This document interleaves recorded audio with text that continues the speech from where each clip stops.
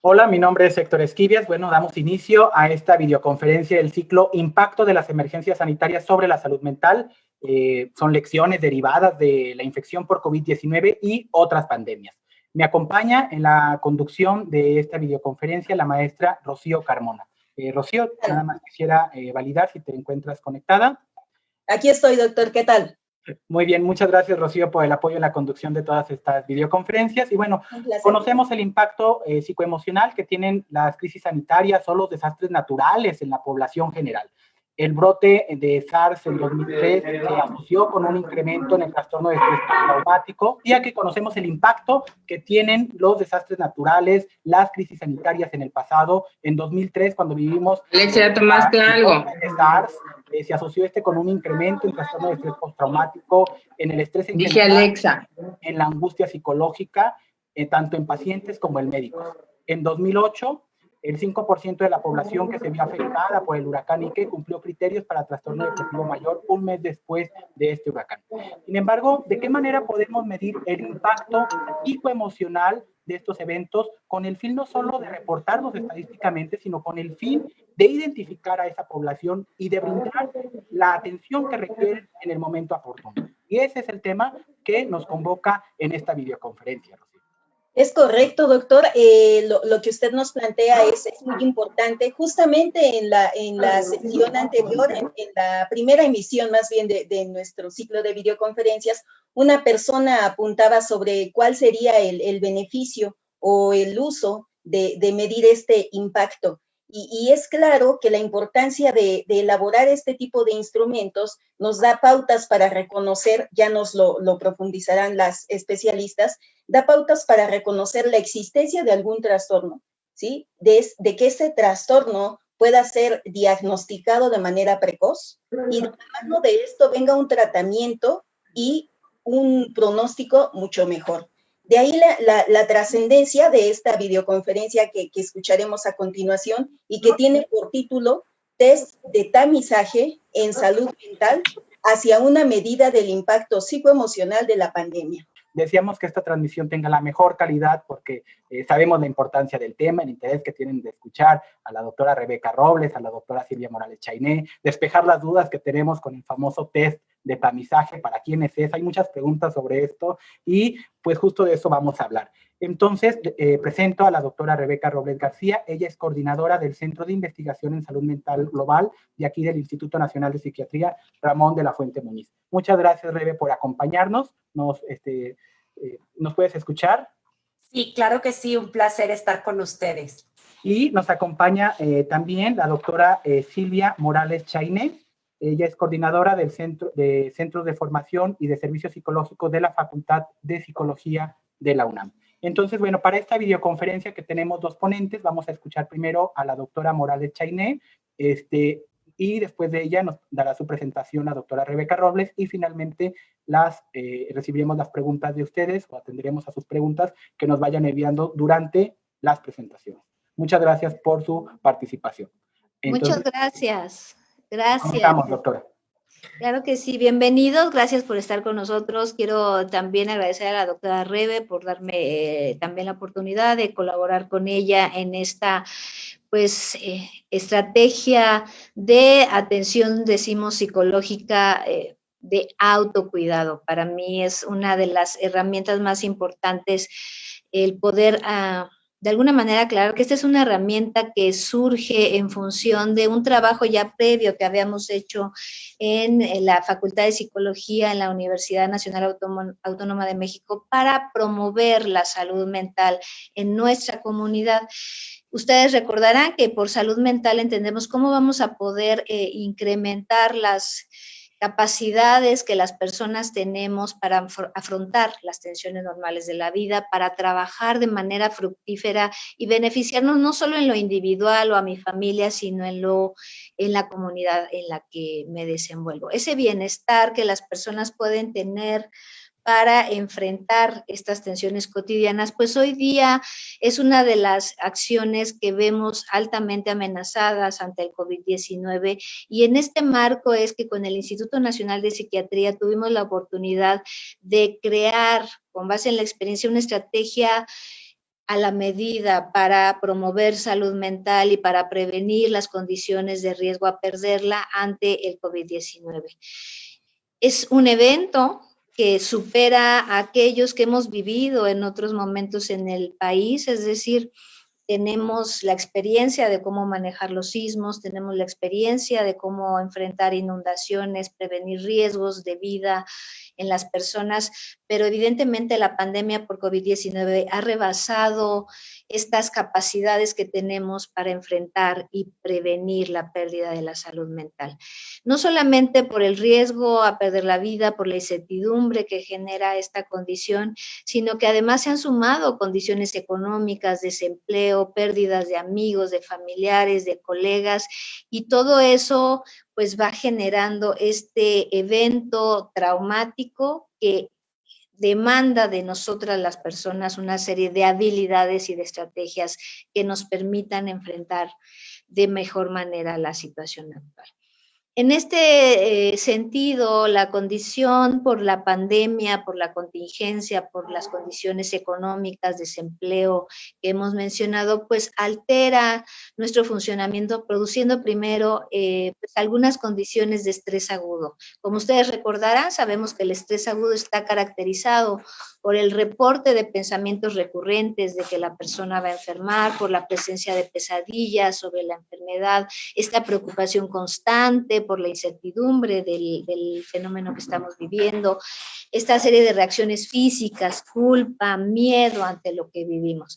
Bueno, pues ante esta situación sabemos que eventos como tener o no los síntomas, haber perdido un familiar, va afectando los niveles de estrés agudo, por ejemplo, que podemos estar viviendo. Ya tenemos evidencia en este momento de, pues, si tengo síntomas o sospecho de tener síntomas, mis índices de estrés agudo son mayores, mis índices de ansiedad, mis condiciones de somatización, obviamente la tristeza profunda, el distanciamiento es mayor, aun cuando esté conviviendo en confinamiento con mi familia, este distanciamiento emocional es constante, este enojo, y cómo estas condiciones son mayores en función de estos fenómenos, además de las condiciones socioeconómicas. Por ejemplo, las mujeres vamos a ser más vulnerables a tener condiciones o riesgos de estrés más elevado.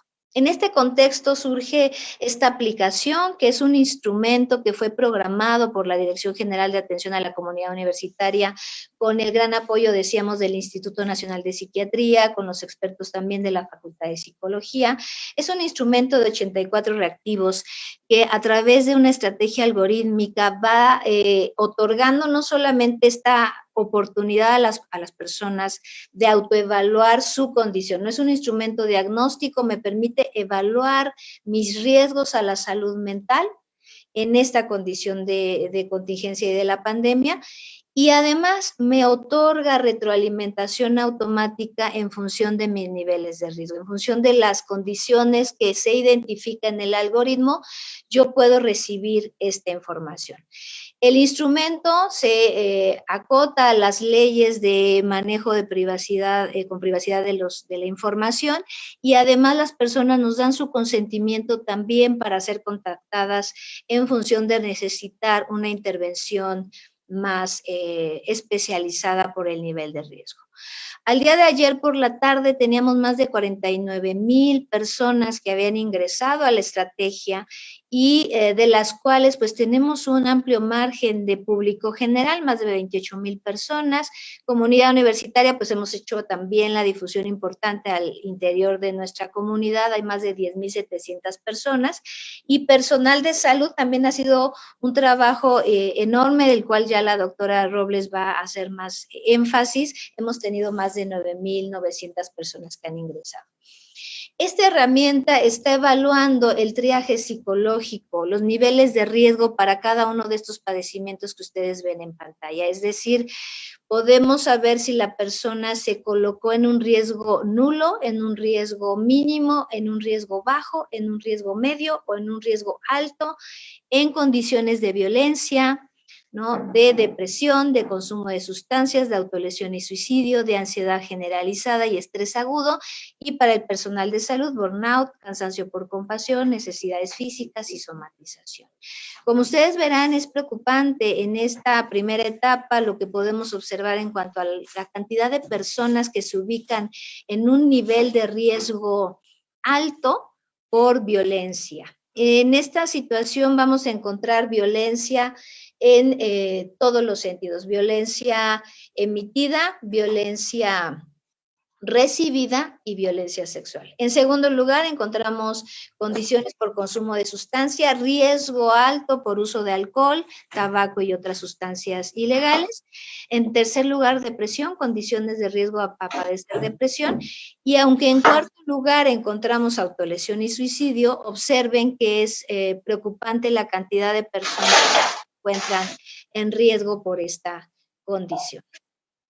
Decíamos que una vez que se evalúa o se da esta identificación de los niveles de riesgo por la condición de salud mental, entonces se entrega retroalimentación en función de un algoritmo que identifica si la persona toma la decisión en función de si se reportó pérdida de alguna familiar, amigo, colega por fallecimiento, del nivel de riesgo en todas las condiciones que hemos mencionado, por posible desempleo, y en estos 5 niveles de riesgo, en función de estos riesgos a la salud, se da información a través de infografías, de videos, de psicoeducación a distancia, de también estrategias a través de videos que se han grabado en el Instituto Nacional de Psiquiatría para acciones de autocuidado, manejo de emociones. En los cursos encontramos cómo manejar el estrés, la ansiedad, el uso de sustancias psicoactivas, la mía o la de un familiar, y toda esta información también es complementada con los números de atención del conmutador virtual de la Facultad de Psicología de la UNAM, de los números de la línea de la vida, de la UIES con la opción número 4, de CIJ, tanto WhatsApp como números 0800, y del Instituto Nacional de Psiquiatría, particularmente para el personal de salud. Existen estos índices de retroalimentación para los 5 niveles de riesgo para cada una de las condiciones que hemos mencionado. Hicimos un modelamiento de ecuación estructural con la finalidad de evaluar la confiabilidad, la estabilidad del instrumento, así como la validez y la constitución de las variables latentes de cada una de estas condiciones de riesgo a la salud mental que hemos mencionado. Y tenemos índices de SFI mayores a 0.92, tenemos un índice de SMR de menos de 0.05. Entonces, esta serie de indicadores pues nos dio de bastante tranquilidad, sabiendo que además de ser instrumentos que vienen de evidencia empírica, que ya tenían confiabilidad y validez, pudimos evaluar cómo se comportaron a través de la plataforma de electrónica a través de la aplicación. En la plataforma también tenemos varias opciones que nos permiten analizar de manera rápida y automática cómo se distribuye la población en función de los niveles de riesgo que he mencionado. Este es un ejemplo, estrés agudo, y observamos cómo la población se distribuye en función de estos niveles de riesgo. Es muy similar a lo que ya habíamos observado en la encuesta 2008, por ejemplo, para el caso de uso de sustancias psicoactivas, en particular el alcohol, en el que veíamos que entre el 1 y 5% de la población se ubicaba en un nivel de riesgo alto.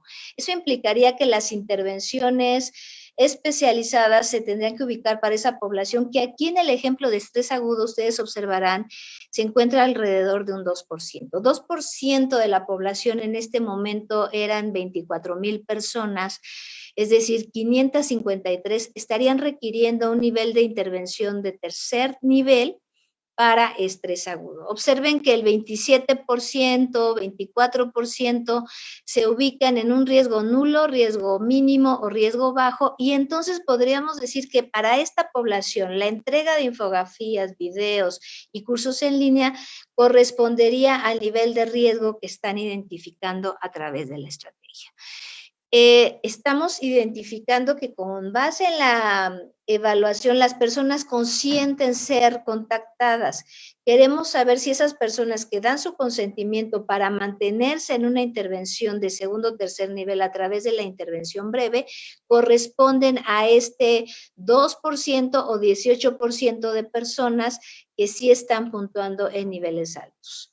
Podemos, a través de esta estrategia programada, elaborar estas pirámides para cada una de las escalas de riesgo que estamos evaluando y también elaborar los reportes en automático, la distribución de las personas en función de los promedios, de las medianas, de las medias, pero también podemos evaluar que aquellas personas que consienten ser contactadas para continuar con la intervención, se puede abrir su expediente electrónico en el cual se accede a los resultados del cuestionario, se puede generar su plan de servicios, sus datos generales, sus resúmenes de sesión, el tipo de egreso, su seguimiento y, si es necesario, registrar los rescates. Este registro de expediente electrónico nos va a permitir evaluar también el impacto de las intervenciones de segundo y tercer nivel.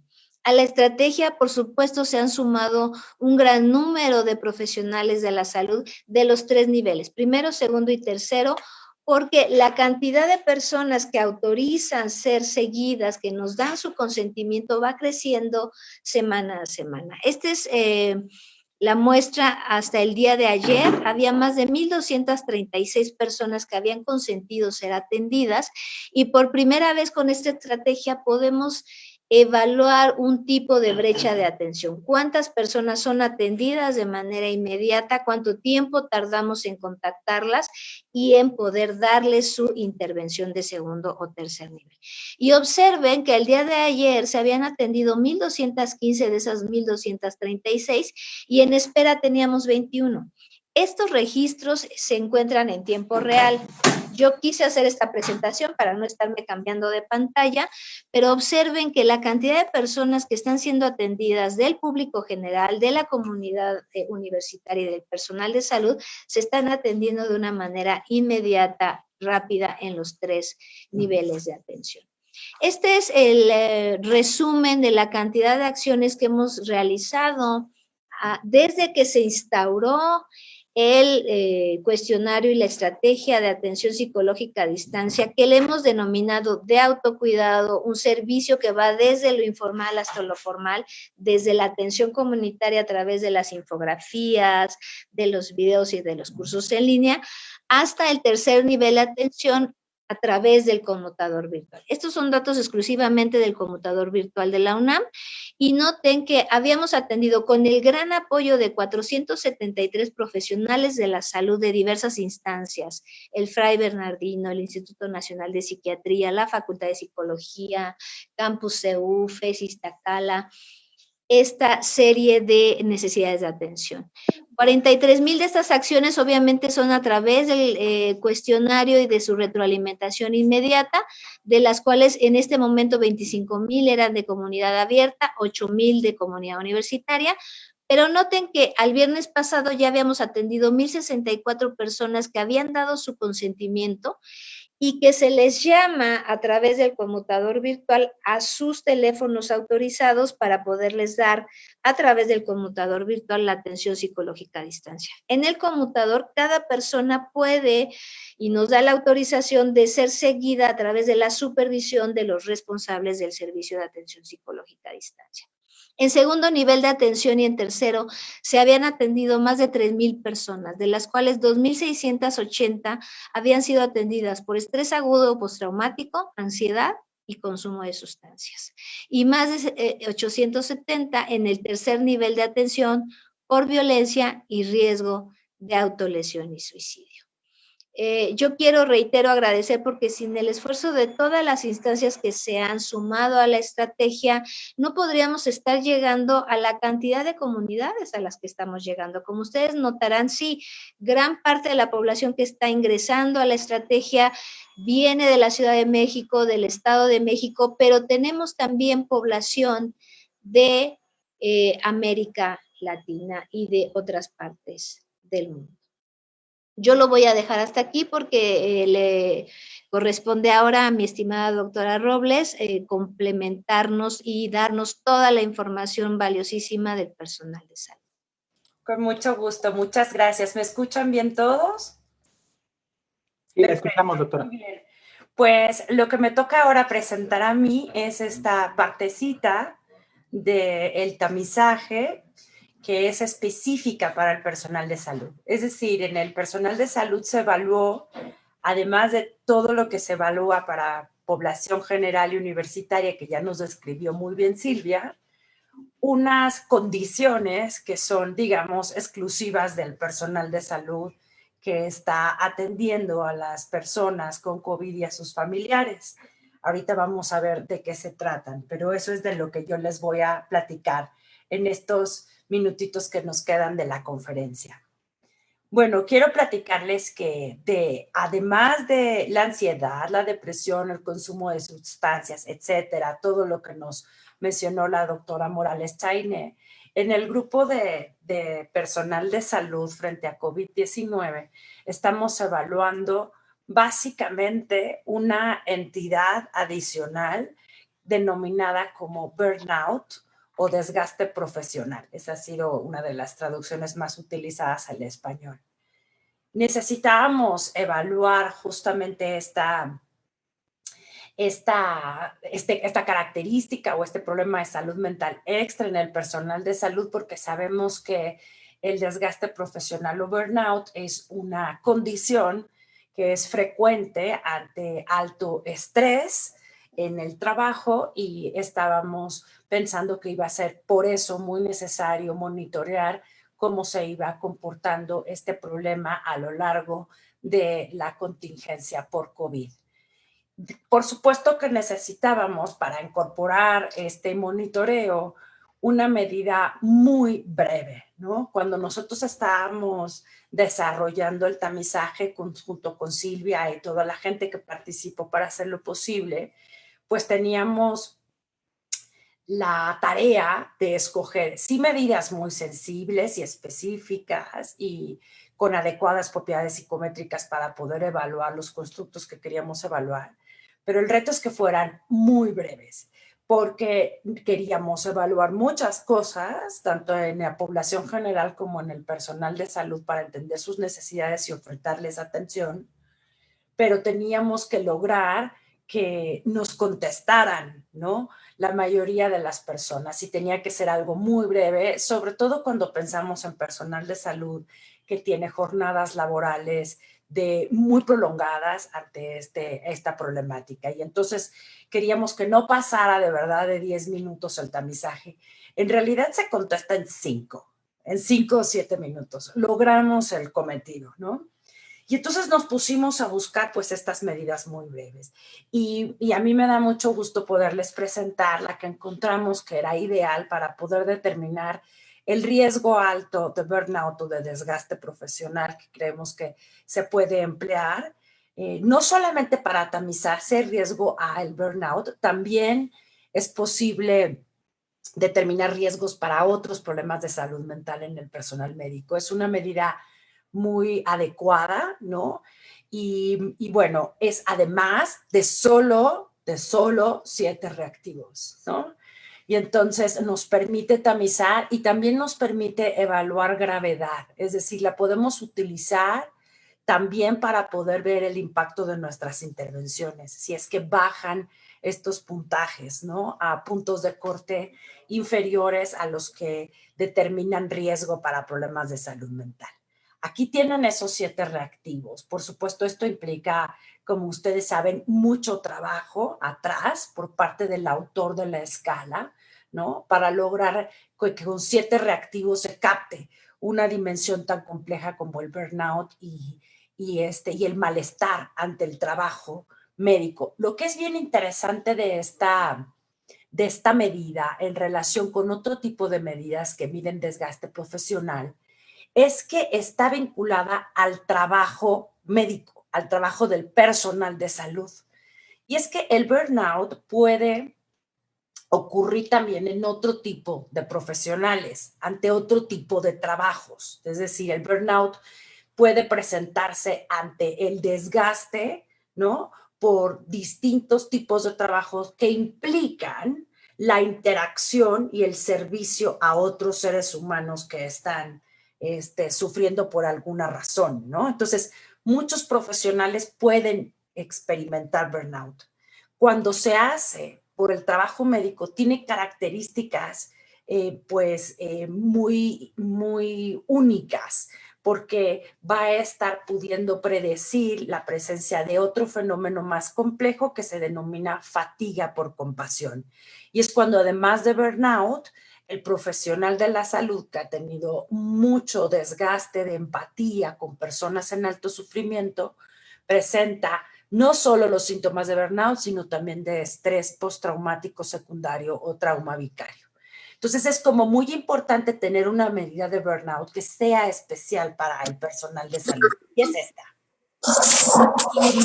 Para que ustedes puedan Buenos días. ver cómo se emplea. ¿Cuánto cuesta el kilo de huevo? Esta es la traducción que se Dame un kilo, en por español, favor. la que se utiliza en la mayoría de los países de habla hispana, y los puntos de corte para riesgo, para burnout, son de 4 puntos o más cuando se trata de estudiantes y de 5 puntos o más cuando se trata de residentes y para arriba, ¿no? Es decir, de personas que ya están graduadas de la carrera de medicina o de la carrera de salud, de que se traten, y están haciendo un posgrado o están trabajando ya como adscritos en algún hospital, ¿no? Entonces tenemos esos puntos de corte. Hay distintos puntos de corte para otras situaciones. Por ejemplo, los puntos de corte bajan si lo que queremos es detectar solamente fatiga, ¿no? Fatiga por la labor médica. Y eso es muy bueno porque entonces tú puedes empezar a hacer labores preventivas, ¿no? Si tú quieres prevenir burnout, pues detectas fatiga, ¿no? Si quieres prevenir, por ejemplo, trauma vicario o fatiga por compasión, detectas burnout. Y entonces te va permitiendo, ¿no?, moverte en los puntos de corte para saber cómo está tu población y qué medidas debes de tomar en términos de prevención de otros problemas o trastornos mentales más complejos y de tratamiento de la salud mental del personal de salud. Fíjense que esta medida salió muy buena en el tamizaje porque nos permitió, por supuesto, evaluar el riesgo de burnout que tiene el personal de salud ante la contingencia. Yo les preparé aquí esta diapositiva porque hicimos un primer análisis de los problemas de salud mental que detectamos mediante este tamizaje al personal de salud durante la fase 2 de la pandemia. Estas fueron 3 semanas de la fase 2. Justo terminamos este análisis, o bueno, contempla los datos hasta el último día de la fase 2, antes de que se declarara la entrada a la fase 3 de la pandemia. Entonces tenemos aquí la primera fotografía de cómo estaba el personal de salud durante la fase 2 de la pandemia, ¿no? Y entonces, ¿qué necesitábamos empezar a cuidar? E imaginarnos qué necesitábamos empezar a prevenir para la fase 3, ¿no? Aquí van a ver que por esta razón, en la fase 2, el riesgo de burnout aparece sí elevado, sobre todo entre quienes atienden a pacientes con COVID. Por supuesto que sale mucho más elevado entre a quienes atienden a pacientes con COVID en comparación con quienes solamente laboran en el centro COVID, pero no atienden directamente a estos pacientes. Y es que por personal de salud nos referimos también al personal administrativo, al personal de limpieza, al personal que prepara alimentos, a todos los que se encargan del diario funcionamiento de un hospital, no solamente al médico y a la enfermera que están, ¿no?, atendiendo al paciente. Cuando subdividimos estos dos grupos, quienes están en la institución COVID, que es la segunda columna que tienen, y quienes ven directamente a pacientes, podemos ver cómo la frecuencia o el riesgo a burnout es alto en ambos grupos, pero es mucho más alto en los que atienden directamente a pacientes con COVID. Eso habla bien de que la herramienta está teniendo posibilidades para poder discriminar entre grupos, ¿no? Cuáles son los riesgos que hay. También nos permitió ver si había más mujeres que hombres en riesgo de burnout. Ahí la proporción es similar, no hubo diferencias estadísticamente significativas. Y digamos que nos empieza a alertar de que tenemos que hacer acciones para prevenir el desgaste profesional que creemos que va a aumentar mucho más en proporción durante la fase 3 de la pandemia. Y esto nos va a permitir justo poder ir monitoreando estas acciones, ¿no? Quizá en aquellos que reciban intervención, no sea tan alto el riesgo de burnout como en aquellos que no la reciban, por ejemplo, ¿no? Tienen ahí todos los demás problemas de salud mental que monitoreamos, ¿no? Ya les platicó Silvia cómo andaba la cosa. Aquí lo tienen. Los más frecuentes en el personal de salud son los problemas para conciliar o mantener el sueño, el insomnio, ¿no? La depresión, ¿no? Y el trastorno por estrés postraumático, que en estos momentos, tal como nos mencionaba la doctora Morales, debemos denominarlo más bien como estrés agudo, porque como ustedes saben, para establecer el diagnóstico tendríamos que esperar algunos meses más, ¿no? ¿Qué otra medida empleamos en este tamizaje exclusiva para el personal de salud?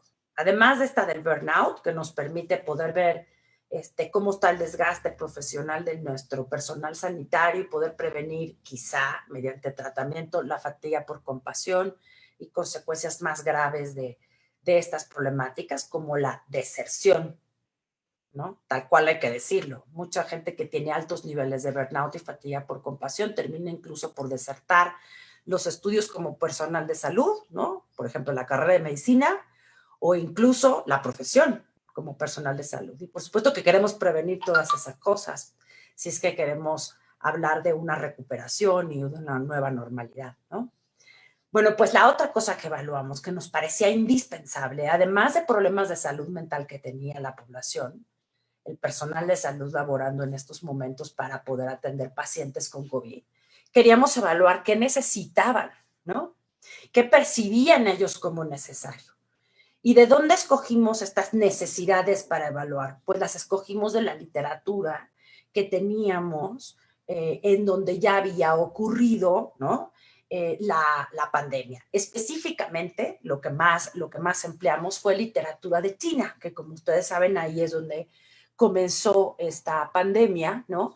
Y afortunadamente muchos autores chinos, muchos investigadores chinos, comenzaron a publicar su experiencia acerca de cómo monitorear y cómo tratar los problemas de salud mental del personal de salud.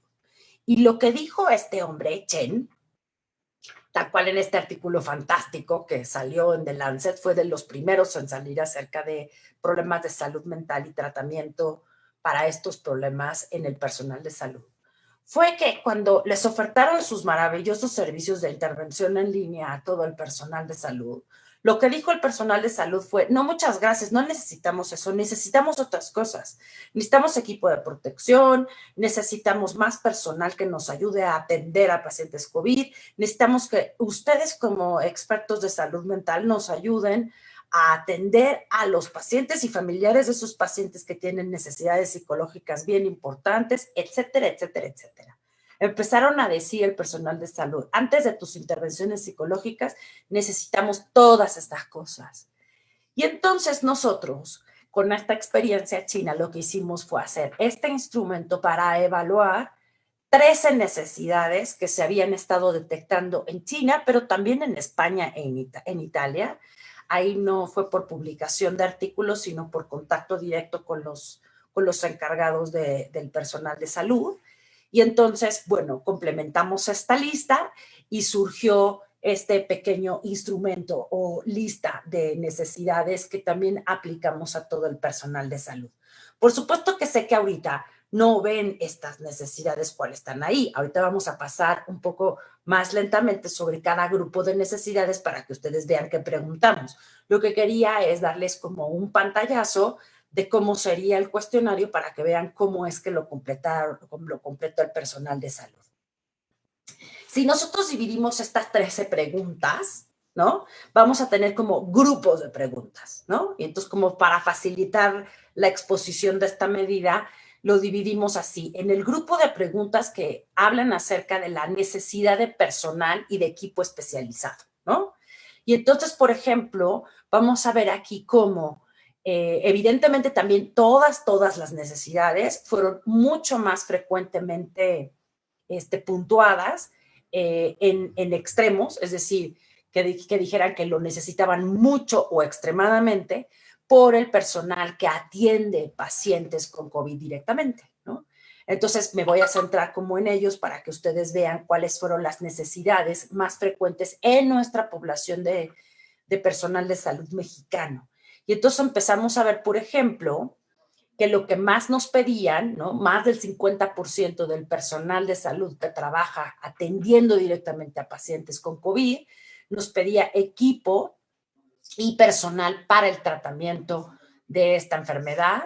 También más del 50% pedía personal de salud mental que se dedicara a la atención de personas con COVID y que se dedicara al manejo de personas y familiares hostiles o agitados. Fíjese qué interesante, porque además de pedir evidentemente equipo que se necesita para la atención de una enfermedad nueva, una cuestión que salía muy frecuentemente era como esta valoración a la importancia que tiene el personal de salud mental para atender a los propios pacientes con enfermedades médicas. Y eso desde luego es una oportunidad para el personal. Y aquí tienen otro grupo como de necesidades, ¿no? Para que vean este cuestionario más de cerquita. Son las necesidades de entrenamiento.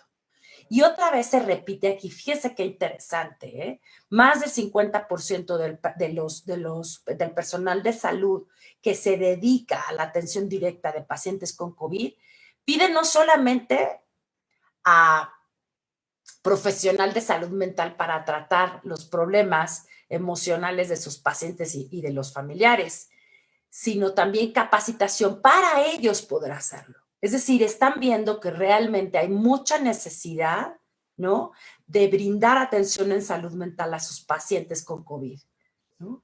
Entonces están valorando como la importancia de esa atención, de tener a personal de salud que lo proporcione y de saber ellos cómo hacerlo. Y se repite otra vez, ¿no?, en relación con capacitación personal para poder manejar a pacientes hostiles o agitados, ¿no? Es decir, saben que necesitan, ¿no?, tener estas herramientas, además del personal de salud que pueda contender con los efectos psicológicos adversos que tiene estar bajo esta estresante condición de COVID, ¿no? Y fíjense aquí en este otro grupo de necesidades, ¿no? Tenemos este otro grupo de necesidades que son necesidades para bienestar y organizacionales, ¿no? Y entonces vemos aquí también a una amplia proporción de personal de salud que atiende directamente a pacientes con COVID, que dice que necesita organización de las labores para el cuidado de las personas con COVID. Eso fue una situación que ocurrió en todo el mundo, ¿no? Porque como es una situación nueva, la epidemia, empezaron a cambiar mucho los roles y las funciones habituales que tenía el personal de salud, y entonces hubo mucha necesidad de gestionar cómo organizar los roles, las funciones de todo este personal, y en México pues esto no fue la excepción, también fue una de las necesidades más importantes señaladas por ellos. Pero aquí tenemos otra que nos pareció muy interesante, y es que nuestro personal de salud sí que dijo en una alta proporción que querían líneas de intervención en crisis emocional y servicios de intervención remota para sus problemas. Esto es bueno, ¿no? Ahora, de que digan que las quieren a que las usen, hay una diferencia, ¿no? Entonces necesitamos trabajar para que esta necesidad de salud mental que se está reflejando en el monitoreo y esta intención de recibir tratamiento se refleje, ¿no?, en recibirlo en la vida real. Y por supuesto que eso es una de nuestras tareas cotidianas, ¿no? Cómo lograr que esta brecha de tratamiento entre lo que se necesita y lo que se recibe se disminuya sustancialmente. Estas necesidades de atención no solamente nos sirvieron para poder activar una serie de estrategias para resolverlas, ¿no? También resulta que predicen en muy buena medida la presencia de los trastornos mentales. Aquí les presento como las necesidades, ¿no?, sobre todo la de tiempo de descanso, predice la presencia de los 3 problemas de salud mental más frecuentes en la muestra. Los problemas para conciliar el sueño, el insomnio, la depresión y el trastorno por estrés postraumático. Entonces, no solamente son necesidades para poder manejar mejor la epidemia en términos médicos, también son necesidades para poder prevenir problemas de salud mental. Es decir, es toda una estrategia de salud mental poder organizar bien las jornadas laborales para poder dar tiempos de descanso. Es casi que una obligación en términos de salud mental para nuestro personal médico, no solo organizar jornadas, ¿no? O guardias laborales, también organizar guardias de descanso, tal cual.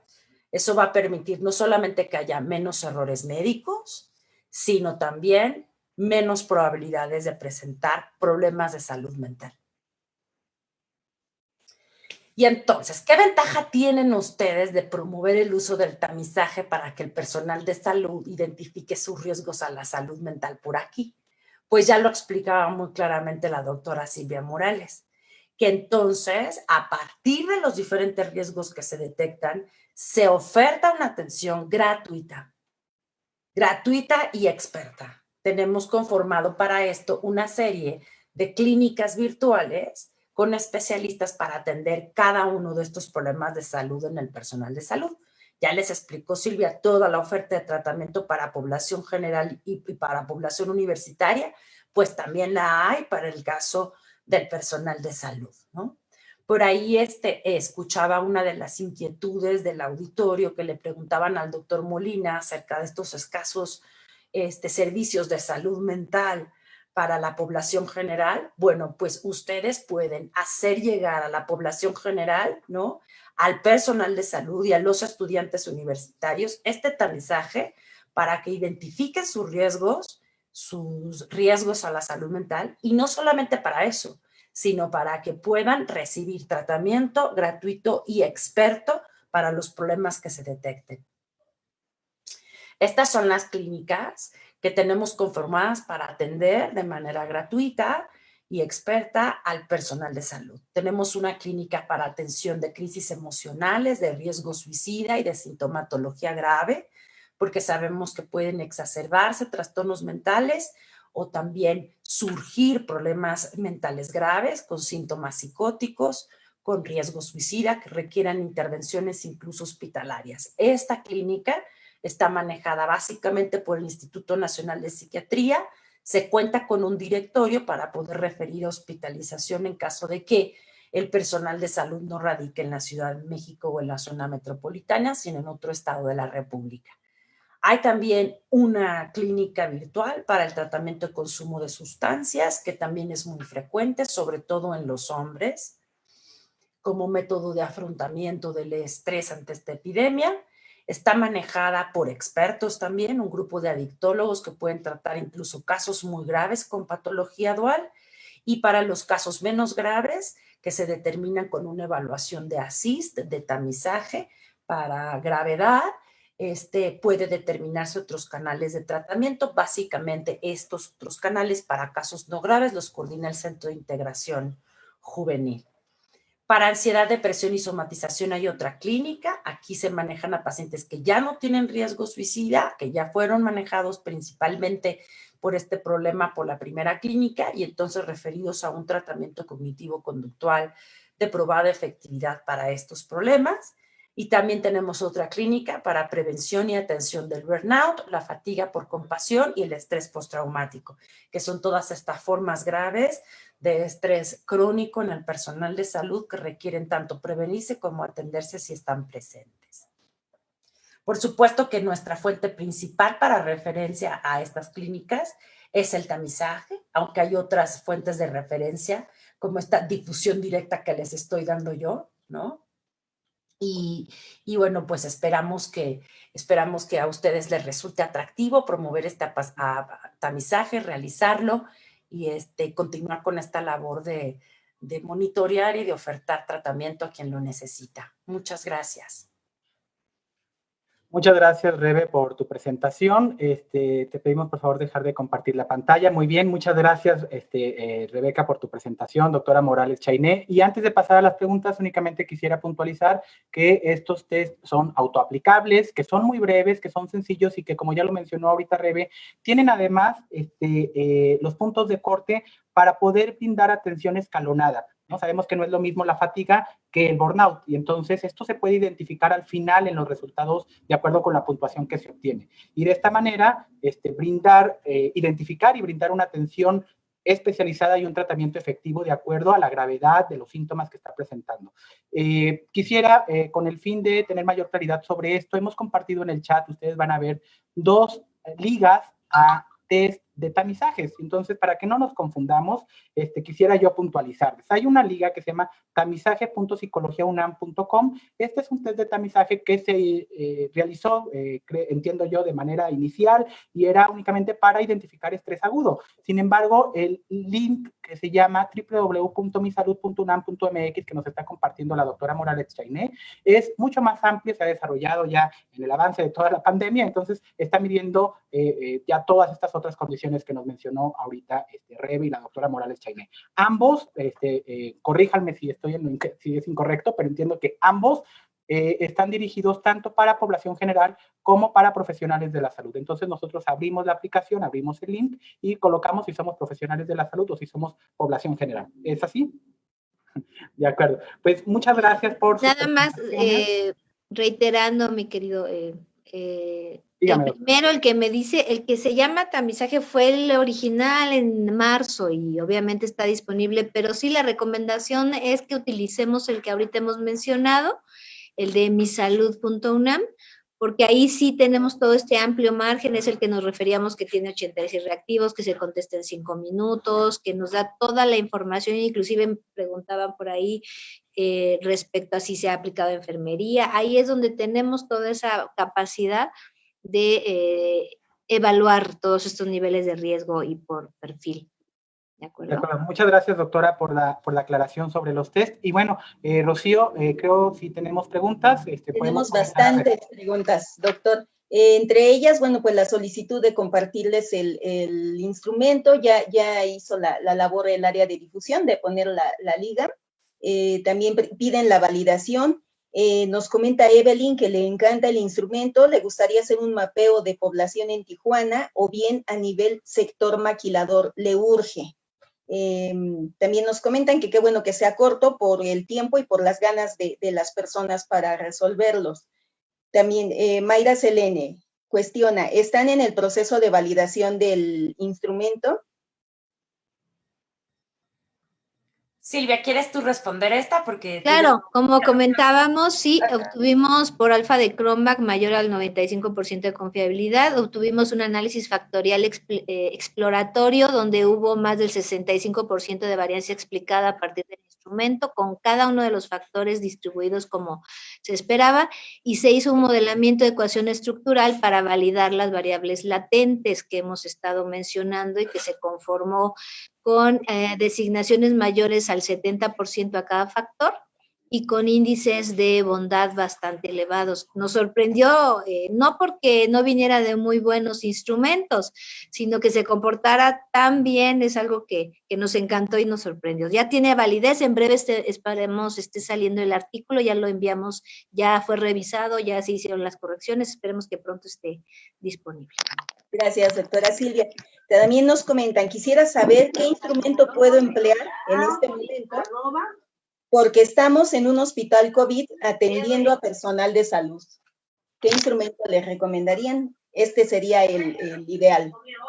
Por supuesto que sí, les recomendamos mucho que lo que quisiéramos nosotros justo al presentarles este esfuerzo es que no todos estemos como repitiendo el mismo esfuerzo, ¿verdad? Sino que ustedes puedan utilizarlo. Entonces, por eso no me salen las evidencias. Porque sea justo utilizarlo, este tamizaje y decirle a su personal de salud, entra a este tamizaje, te van a decir de manera confidencial qué es lo que tú tienes y te van a ofertar atención. Una ventaja adicional, tratándose de algo externo, que por supuesto está albergado en la UNAM, a la que tenemos tanta confianza, es que para el personal de salud es muy importante, ¿no? Que no se cuente con este tipo de datos sobre su estado de salud mental y que no se le esté dando el tratamiento dentro de su hospital donde trabaja, porque nosotros sabemos cuánto estigma hay alrededor, ¿no?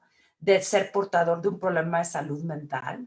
Y por supuesto que eso obstaculiza muchísimo que el personal de salud realmente conteste el tamizaje de forma verídica y que acuda a atención. Es un obstáculo importantísimo. Entonces, ustedes en su hospital lo que pueden hacer es promover este tamizaje e insistirles, es confidencial, es externo, nosotros no vamos a saber tu resultado, úsalo y recibe tratamiento gratuito y experto. Para eso está, justo para eso está. Y nos va a dar mucho gusto que nos ayuden como a vencer justo estas barreras, insistiéndoles que es anónimo, que es confidencial, que, ¿no? Que ustedes como autoridades de ese hospital en específico no van a estar enterados de los resultados, ¿no? Que esto es para atenderlos a ellos y para que ellos puedan entender qué les ocurre y cómo recibir atención especializada para estar mejor. Excelente, doctora. Hubo un punto que usted remarcaba sobre esta percepción de necesidad de atención, que también es como un reto. Y hay una pregunta que nos comparten de UNEM Boca de Río que dicen, nosotros estamos ofertando servicios, pero no recibimos demanda. ¿Cuál instrumento sería el adecuado para intentar demostrar que efectivamente el personal tiene la necesidad de ser atendido? ¿El de 7 preguntas o el de 13 preguntas? El tamizaje que salió de 13 preguntas, que es el primero que les mandaron de la liga, evalúa estrés postraumático. Y ese es el que les decía Silvia, que fue un primer ensayo hace mucho tiempo, ¿no? El instrumento de 7 preguntas que yo les presenté está dentro del tamizaje completo que ya les compartió Silvia, que es el de Mi Salud, ¿no? Okay. Entonces, yo creo que la mejor herramienta es el tamizaje completo, ¿no? Las 84 preguntas. 80. Depende un poco de lo que cada quien quiere evaluar, que a lo mejor qué sección escogerías. Porque a lo mejor si tú no tienes más que posibilidad de aplicar 8 preguntas y lo que quieres es indagar riesgos al burnout, pues puedes escoger este cuestionario nada más, estos 7 reactivos, ¿no? Entonces depende también un poco tu objetivo. Pero fíjate que yo quisiera aprovechar este comentario que nos hacen, que me parece muy importante, porque ha pasado mucho en muchos hospitales COVID. Por eso es que hicimos el tamizaje y el tratamiento externo, porque en muchos empezaban a ofertar tratamientos y nadie iba.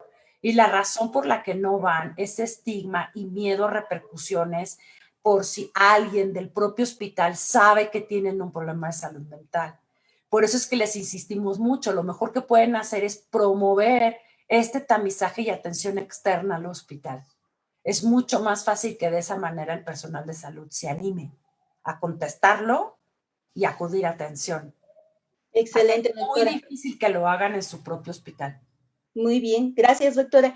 Doctora Esquivias, en Facebook tenemos... Hay varias preguntas en Facebook. Les recuerdo que este evento se está transmitiendo también en Facebook Live. Y bueno, nos pregunta Berenice en Facebook Live si valdría la pena hacer una diferencia entre el perfil profesional. Vaya, poder decir si particularmente hay un mayor riesgo en los médicos o un mayor riesgo en el personal de enfermería. Nos pregunta qué tan válido es en la experiencia, en lo que se ha reportado tal vez en otros países, agrupar a todo el gremio de los profesionales de la salud. Tal vez me lo imagino, no sé, Rebeca, si esto se agrupe así, más por el riesgo que representa estar en contacto directo con estos pacientes. ¿Por qué se agrupan así los análisis de los grupos? Fíjate que es bien interesante el comentario que nos hacen. De hecho, es uno de los análisis secundarios que quiero hacer. El primer análisis que se hizo justo fue para dividir el nivel de exposición que se tenía a COVID, ¿no? Que era el factor más estresante. Y entonces por eso es que lo que hicimos fue conformar grupos que independientemente de su profesión tuvieran contacto directo con pacientes o no, ¿no? Y luego el segundo análisis que hicimos entre hombres y mujeres es porque se sabe, hay abundante literatura, de que hay riesgos a la salud mental distintos por género, ¿no? Y esto nos iba a permitir tomar algunas decisiones para intervenciones basadas en género y, por ejemplo, saber que con los hombres necesitamos insistir más en el asunto del control del uso nocivo de sustancias y con las mujeres en la atención oportuna de trastornos afectivos, por ejemplo.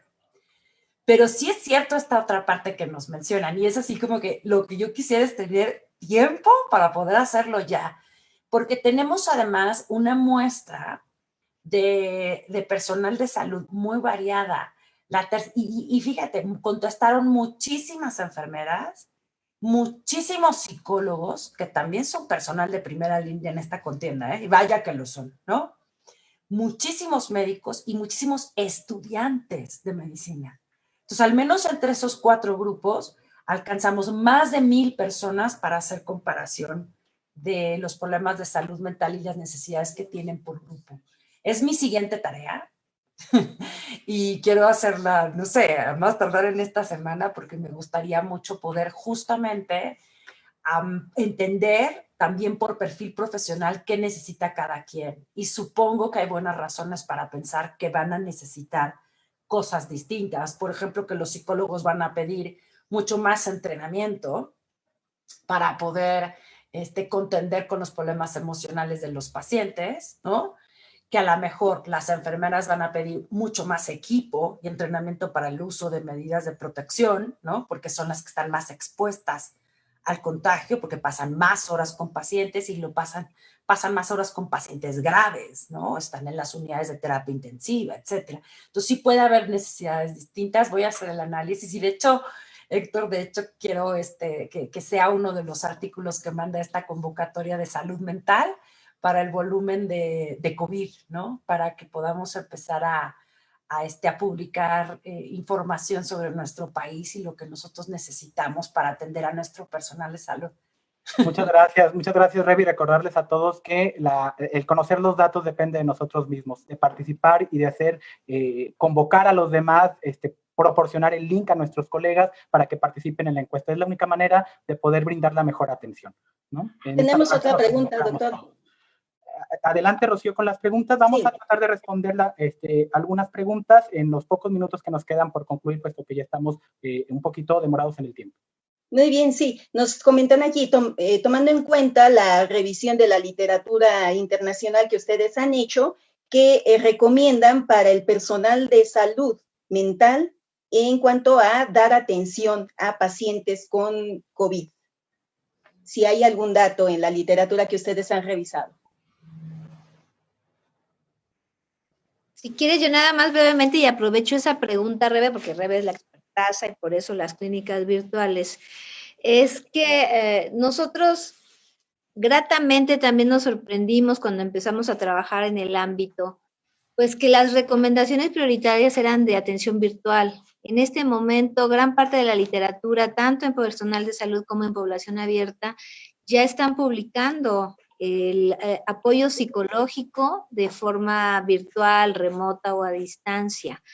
Eso pues fue grato en términos de que muchos de nuestros psicólogos acá en la facultad, como en otras instancias, otros especialistas, teníamos gran intención de ayudar, de colaborar, de conformar esta brigada virtual de atención, con el miedo de no estar presencialmente en escenarios y además de que no teníamos esa posibilidad en la universidad. Lo primero que hicieron es retirar a los estudiantes de algunos escenarios. Entonces, el poder ver que había una gran dimensión de estrategias virtuales nos dio la pauta a llevar a cabo esta serie de vínculos entre niveles de atención, desde, decíamos, el comunitario hasta el tercer nivel, y que en el tercer nivel podríamos estar identificando, por supuesto, personal de salud o personal de la comunidad abierta, personas de la comunidad abierta que requerirían, por ejemplo, un servicio especializado de tipo